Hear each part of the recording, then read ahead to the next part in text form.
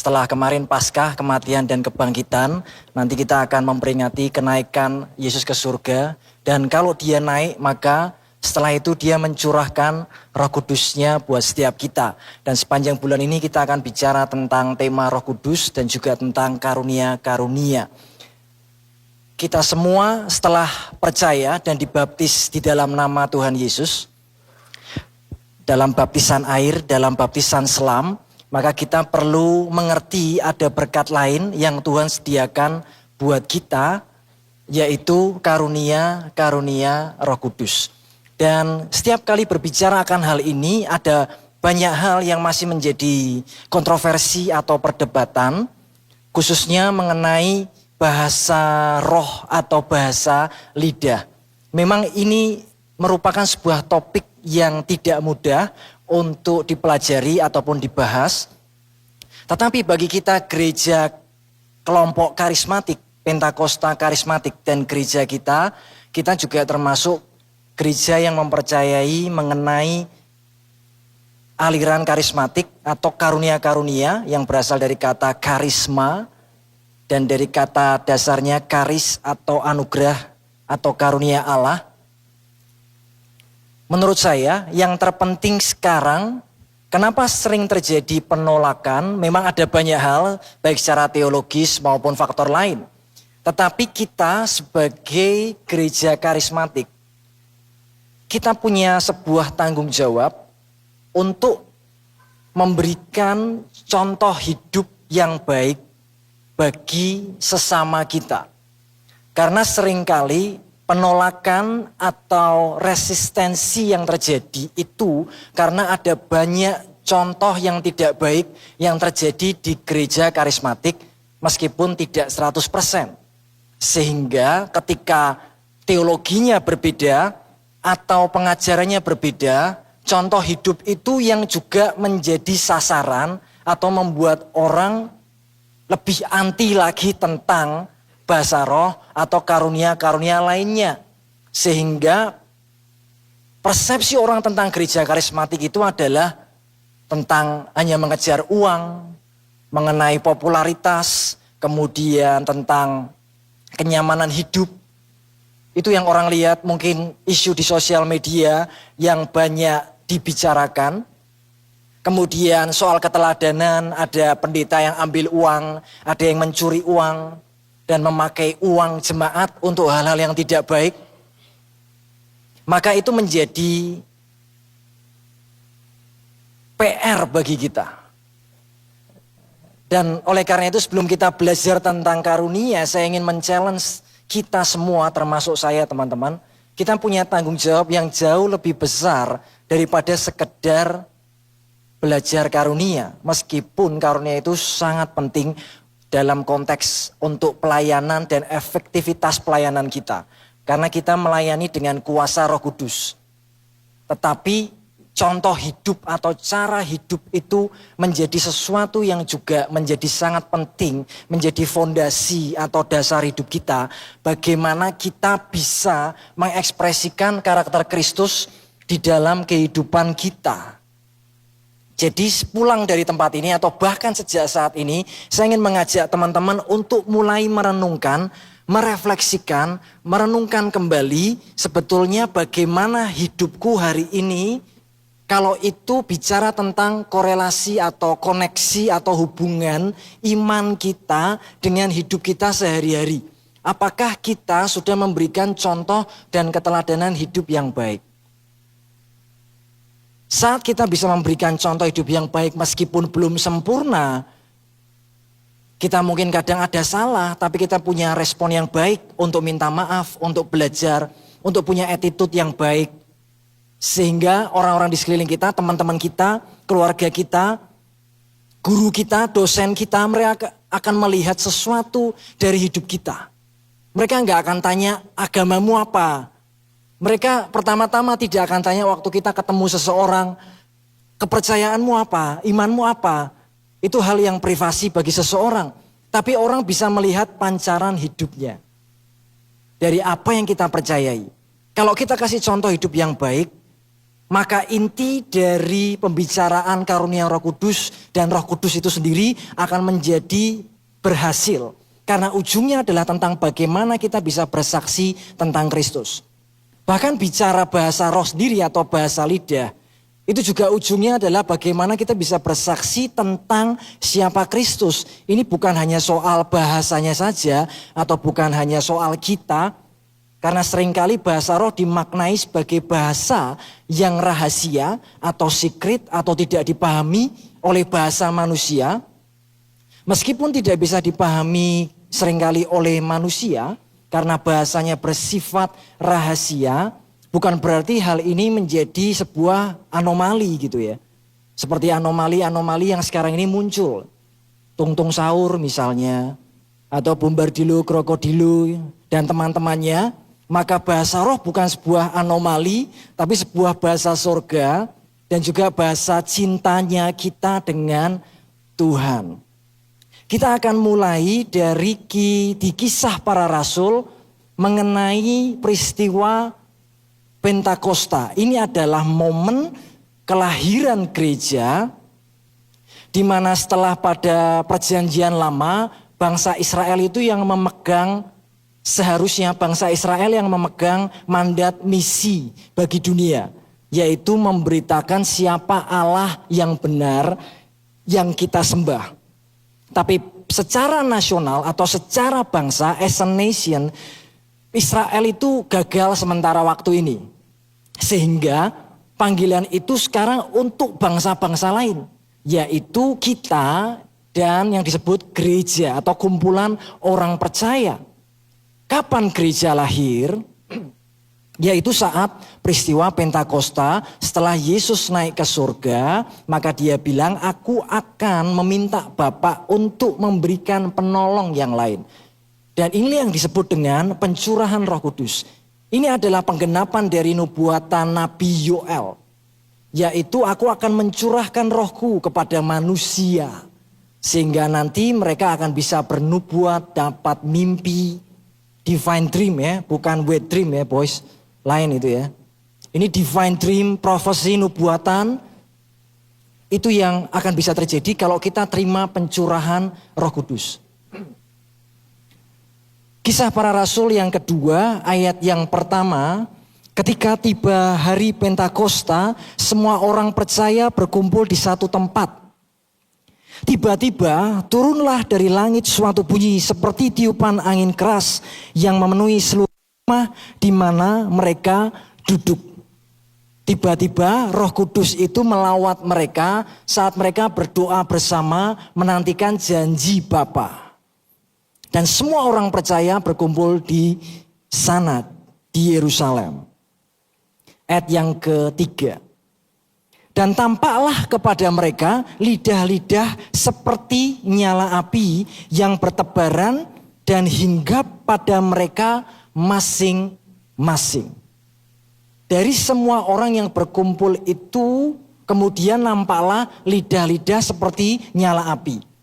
Dari ayat ini sudah ada petunjuk mengenai lidah atau bagian tubuh manusia yang akan dipakai Tuhan pada peristiwa Pentakosta.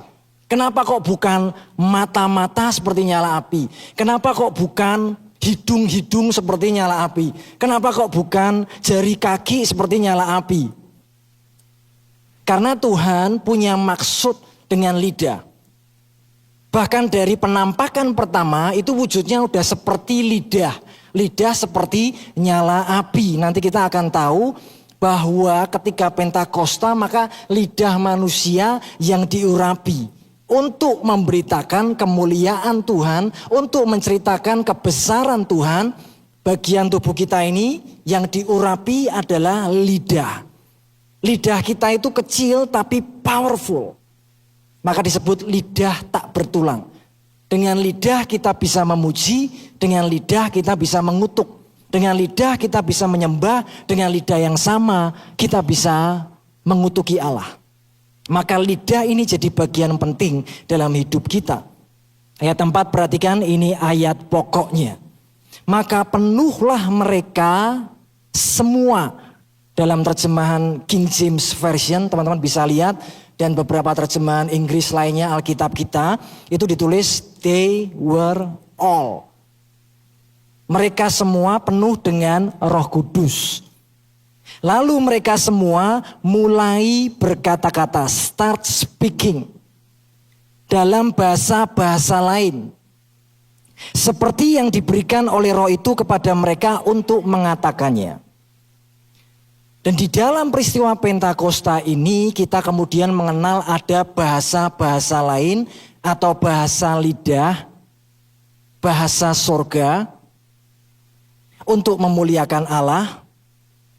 Dan bahasa ini diberikan Roh Kudus kepada kita. Orang percaya yang berkumpul waktu itu, mereka sudah punya Roh Kudus karena mereka percaya kepada Yesus. Tapi kemudian ada bagian lain atau berkat lain yang Tuhan berikan, yaitu kepenuhan Roh Kudus. Dan setelah dipenuhi, mereka semua mulai berkata-kata. Ini rahasianya. Kalau kita mau menerima bahasa lidah atau bahasa lain,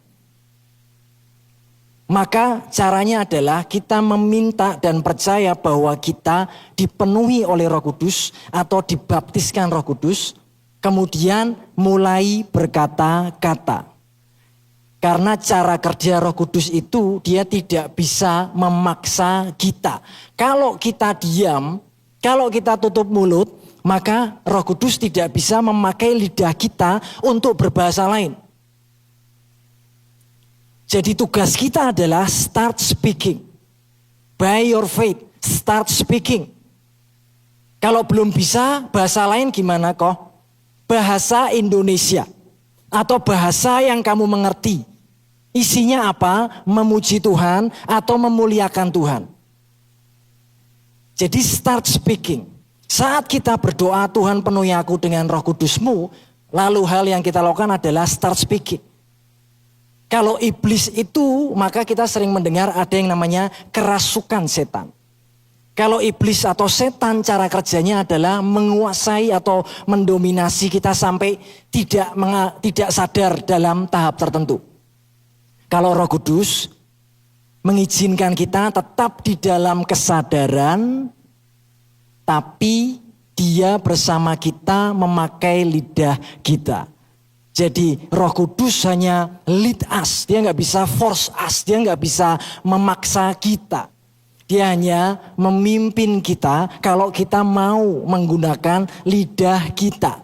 Saat kita start speaking, maka Roh Kudus akan mulai memakai lidah kita untuk berbahasa lain. Jadi kuncinya adalah setelah teman-teman berdoa dan percaya, start speaking. Karena Roh Kudus gak bisa buka mulut kita yang harus buka mulut kita dan memakai lidah kita. Sekian tahun yang lalu saya mengalami pengalaman ini, justru bukan pada saat didoakan rame-rame. Saat didoakan dalam ibadah bersama, ditumpangkan tangan, manifestasinya tidak terjadi saat itu. Kalau saya, ada banyak orang lain yang terjadi saat itu. Dan bahasa lain yang diberikan di Pentakosta ini adalah bahasa roh sebagai bahasa doa atau prayer language. Dan tadi dikatakan semua mereka bisa berkata-kata. Maka bahasa roh dalam konteks prayer language kita semua bisa berkata-kata. Nanti akan beda konteksnya dengan bahasa roh sebagai karunia as a gift atau spiritual gift di 1 Korintus 14 dan 12. Maka teman-teman dimulai dari pengertian ini bahwa semua kita bisa diberikan bahasa doa dalam bentuk bahasa lain. Ini gift yang Tuhan beri. Pemberian dari Tuhan sebagai bahasa cinta kita. Jangan dimasukkan di sini, kembali ke Kisah Rasul 2 dulu. Oke. Itu adalah bahasa doa. Maka kita akan mulai berkata-kata tadi. Nah waktu itu saya berdoa, waktu didoakan, tidak on the spot saya berkata-kata dengan bahasa lain, tapi saya lanjutkan di rumah kira-kira 7 hari setelah didoakan oleh pembina rohani kita waktu itu. Banyak orang mendoakan di dalam camp. Manifestasinya tidak langsung keluar. Dan justru waktu di rumah sendirian, saya doa sendiri. Saya lagi berdoa sendiri. Tentu saya mengucapkan bahasa Indonesia. Saya berdoa dengan bahasa Indonesia. Tapi di tengah doa itu tiba-tiba saya bisa berkata-kata seperti saya hafal sesuatu, tapi sebelumnya saya nggak pernah menghafal. Hanya itu yang saya tahu dan saya rasakan waktu itu. Kok aku bisa ya? Kok aku bisa begini ya? Tapi tugas saya adalah start speaking. Untuk mulai memuji Tuhan, menyembah Tuhan, atau mulai bernyanyi, atau mulai berdoa, atau mulai membaca Alkitab. Dan kemudian Roh Kudus nanti bisa memberikan kita bahasa lain. Nah kenapa lidah? Kita akan lihat ini. Kisah Rasul 2 ayat 25. Sebab Daud berkata tentang dia, jadi Daud berkata tentang Tuhan Yesus, ini nubuatan mesianik. Daud bernubuat tentang Mesias, Yesus Kristus. Aku senantiasa memandang kepada Tuhan, karena ia berdiri di sebelah kananku, aku tidak goyah. Sebab itu hatiku bersukacita dan jiwaku bersorak-sorak, bahkan tubuhku akan diam dengan tentram. Kisah para rasul ini mengutip secara langsung kitab Mazmur. Dan sebetulnya ada satu kata yang hilang di Alkitab bahasa Indonesia kita. Kita akan lihat perbandingannya. Teman-teman bisa belajar Alkitab dengan cara seperti ini. Ini namanya komparasi atau membandingkan Alkitab Perjanjian Baru dengan kutipannya secara langsung. Kadang-kadang ada message atau pesan di sana. Sebab itu hatiku di Kisah Rasul dan jiwaku, terjemahan bahasa Inggris King James. Teman-teman lihat terjemahan bahasa Inggris lainnya. Kata yang hilang di Alkitab terjemahan baru Alkitab kita adalah lidahku. Di skip. Bersorak-sorak, bahkan tubuhku akan diam dengan tentram. Di Mazmur pasal 16, jiwaku bersorak-sorak. Kemuliaanku, ada kata kemuliaanku bersorak-sorak. Jadi maksudnya begini, kalau jiwa kita bersorak-sorak karena kemuliaan Allah, maka lidah kita juga harus menyatakannya. Maka kekristenan kita bukan jenis kekristenan kebatinan. Kita nggak bisa terus batin gitu.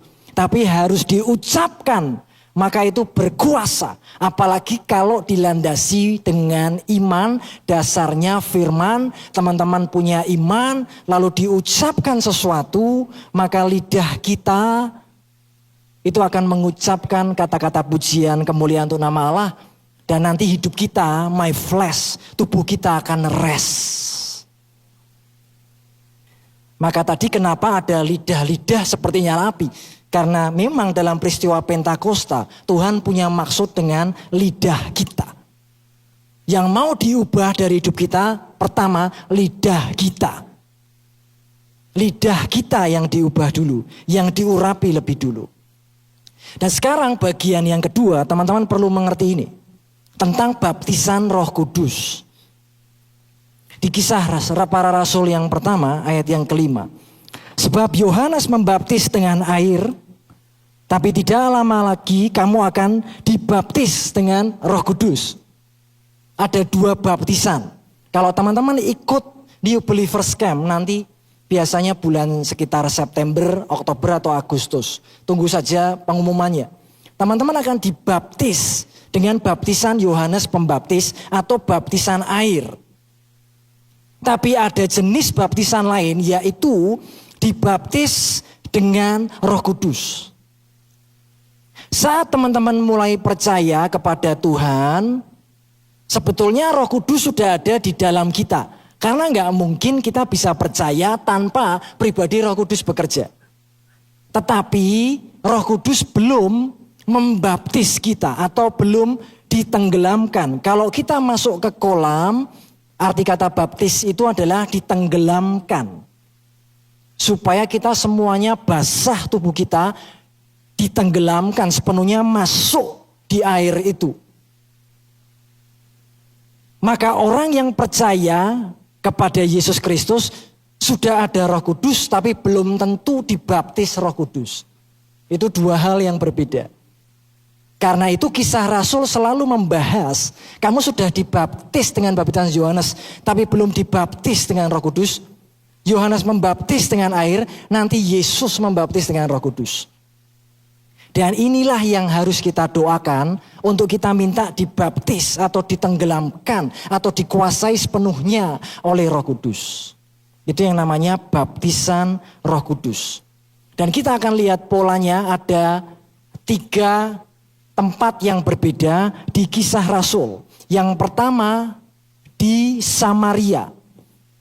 Tapi polanya sama, ada pattern atau pola di sana.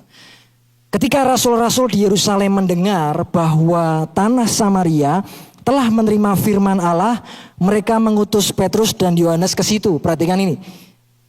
Tanah orang-orang di Samaria, di tanah Samaria sudah menerima firman. Berarti sudah ada Roh Kudus bekerja.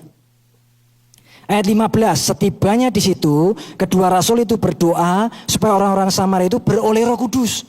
Loh, padahal sudah ada Roh Kudus. Ini maksudnya didoakan, dipenuhi Roh Kudus atau dibaptis Roh Kudus. Ayat 18, 16. Sebab Roh Kudus belum turun di atas seorang pun di antara mereka, karena mereka hanya dibaptis dalam nama Tuhan Yesus. Kemudian keduanya menumpangkan tangan di atas mereka, lalu mereka menerima Roh Kudus. Padahal Roh Kudus sudah ada belum dalam diri mereka? Sudah. Tapi didoakan lagi supaya dibaptis Roh Kudus. Ya, teman-teman jangan bingung ya. Kemudian yang kedua di kisahnya Cornelius, perwira Roma, ini orang kafir, bukan orang Yahudi. Dia bertobat dan kemudian ini yang terjadi ayat 44. Ketika Petrus sedang berkata demikian, turunlah Roh Kudus ke atas semua orang yang mendengarkan pemberitaan itu.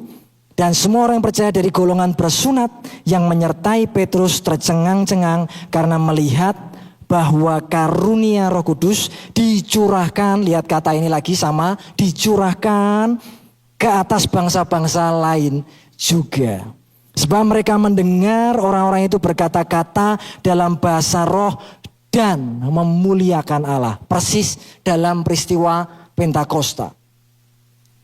Jadi Cornelius dan keluarganya udah percaya, lalu didoakan lagi, mendengar tentang Roh Kudus, mereka didoakan lalu berkata-kata dalam bahasa roh, bahasa lidah, speak in tongue, dan memuliakan Allah. Jadi isi bahasa roh itu adalah tentang memuliakan Allah.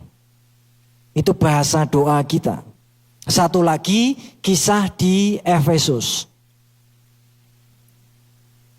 Katanya kepada mereka, sudahkah kamu menerima Roh Kudus ketika kamu jadi percaya? Akan tetapi mereka menjawab dia, belum. Bahkan kami belum pernah mendengar bahwa ada Roh Kudus. Lalu kata Paulus, kalau begitu dengan baptisan mana kamu dibaptis? Jawab mereka dengan baptisan Yohanes. Ayat yang keempat, baptisan Yohanes adalah pembaptisan orang yang telah bertobat. Dan dia berkata kepada orang banyak bahwa mereka harus percaya kepada dia yang datang kemudian daripadanya, yaitu Yesus.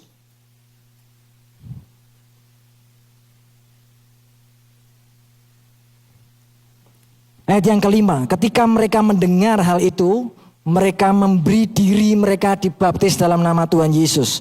Dan ketika Paulus menumpangkan tangan di atas mereka, turunlah Roh Kudus ke atas mereka dan mulailah mereka berkata-kata dalam bahasa roh dan bernubuat. Tidak ada waktu lebih banyak untuk menjelaskan hal ini meskipun ada banyak hal yang bisa saya sampaikan lagi tentang bahasa lidah. Tapi ini jadi basic atau fondasi atau dasar buat kita semua teman-teman. Saya ulangi dan simpulkan lagi bahwa bahasa roh itu yang pertama sebagai bahasa doa. Yang kedua, kalau teman-teman berdoa minta karunia bahasa roh seperti di 1 Korintus 12 dan 14, maka teman-teman harus minta juga karunia untuk menafsirkan. Itu dua hal yang berbeda. Tapi sebagai prayer language kita semua bisa pakai bahasa ini yang Tuhan kasih untuk berdoa. Ini merupakan bahasanya, bahasa yang gak dimengerti manusia atau bahasa rahasia. Tapi itu merupakan doa kita dan Roh Kudus sendiri yang berdoa buat kita. Tidak ada doa yang lebih baik daripada Roh Kudus yang berdoa buat kita. Itu pasti akurat dan tepat. Kalau manusia kita berdoa dengan akal budi kadang-kadang atau seringkali bisa salah. Misalnya Tuhan aku minta ini. Dan permintaan kita bisa salah loh. Tapi kita kalau berdoa dengan bahasa lidah, Roh Kudus itu yang berdoa bagi kita. Roh Kudus itu tahu hatinya Bapa. Dan dia yang mendoakan kita dan pasti tepat dan akurat. Dan doanya itu bisa melampaui kemampuan manusia kita. Dan ujungnya adalah sama seperti khotbah Petrus dalam peristiwa Pentakosta saat semua orang lihat gini. Mereka mabuk ya. Mereka kok bisa ngomong-ngomong gitu sih. Mereka pasti mabuk nih. Petrus bilang gini, bukan. Itu adalah penggenapan nubuat. Tapi inti dari semuanya adalah yang aku bicarakan adalah tentang Yesus Kristus dari Nazaret. Jadi ini bukan soal bahasa apa, ini bahasa apa. Yang utama bukan soal bahasanya, memang bahasanya penting. Tapi semua ini, Petrus dari bicara soal penggenapan nubuat tentang bahasa lidah. Kemudian dia simpulkan, dia tarik, dia simpulkan tentang bahasa-bahasa itu. Dia bawa ke seorang pribadi yang bernama Yesus Kristus, Sang Mesias. Jadi Petrus akhirnya tarik itu penggenapan nubuat. Dan ini adalah masa di mana waktu di mana Kristus menyatakan diri sebagai Mesias. Dialah yang dimaksudkan Daud tadi. Dialah yang dimaksudkan oleh nabi-nabi. Jadi sekarang apa yang kita beritakan, cara hidup kita, ini bukan hanya tentang bahasa roh itu sendiri. Tapi bahasa roh sendiri itu adalah sebagai tools atau alat untuk kita bisa lebih dekat dengan Tuhan. Lebih efektif melayani Tuhan, tapi ujungnya adalah untuk kemuliaan Tuhan. Untuk kita bersaksi siapa Kristus. Dia adalah Mesias, dia adalah Tuhan kita, dia adalah Juru Selamat kita. Dia adalah pribadi yang layak untuk ditinggikan. Dan saat berdoa dengan bahasa ini bisa ditampilkan di slide yang paling terakhir, itu slide nomor 21. Kita gak ngerti bahasanya sama seperti Rasul Paulus, dia berkata-kata tentang hal misteri. Tapi dalam pertemuan jemaat dia bilang, aku lebih suka bernubuat 5 kata aja cukup. Tapi di luar itu aku lebih banyak berbahasa roh daripada kalian semua. Di akhiran Paulus dikasih banyak rahasia tentang kerajaan surga dibanding rasul yang lain. Karena dia bicara dengan bahasa rahasia ini. Saya tutup dengan kesaksian saya. Ini adalah anak saya yang pertama, masih di dalam kandungan. Bulan November, 3 November 2014, kita cek ke dokter di USG, itu hasil USG-nya, itu teman-teman kalau dalam kandungan bentuknya kayak gitu. Yang sebelah kiri 3 November, itu adalah hasil USG yang dimana dokter memberikan diagnosa itu kandungannya nggak bagus. Bentuknya pipih, itu namanya plated ovum atau kemungkinan janinnya tidak berkembang. Dan setelah itu istri saya dan saya mendengar tentang diagnosa itu atau dokter yang memberikan pernyataan. Dan kita harus tunggu 7 hari lagi. Dan selama 7 hari itu yang bisa kita lakukan adalah berdoa.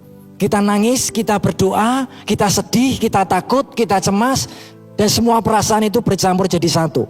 Gak tahu harus doa apa, kita cuma tumpang tangan di perut istri saya. Kemudian kita berdoa lebih banyak dengan bahasa lidah. Kita doa dengan bahasa roh. Karena udah gak tahu harus doa apa lagi. Karena dalam ketakutan dan kecemasan. Dan setelah itu kita cek lagi 7 hari berikutnya. 1 minggu kemudian itu janinnya udah berkembang dan menjadi bulat. Kelihatan ya, itu janinnya udah bagus. Yang sebelumnya harapannya tipis, tapi setelah itu bisa berkembang. Dan sekarang anaknya ada di belakang sana, itu badannya gede banget. Udah jadi besar sekali, berkembang. Dan saat kita nggak ngerti harus berdoa apa, doa yang paling tepat dan akurat dalam hidup kita dengan bahasa lidah.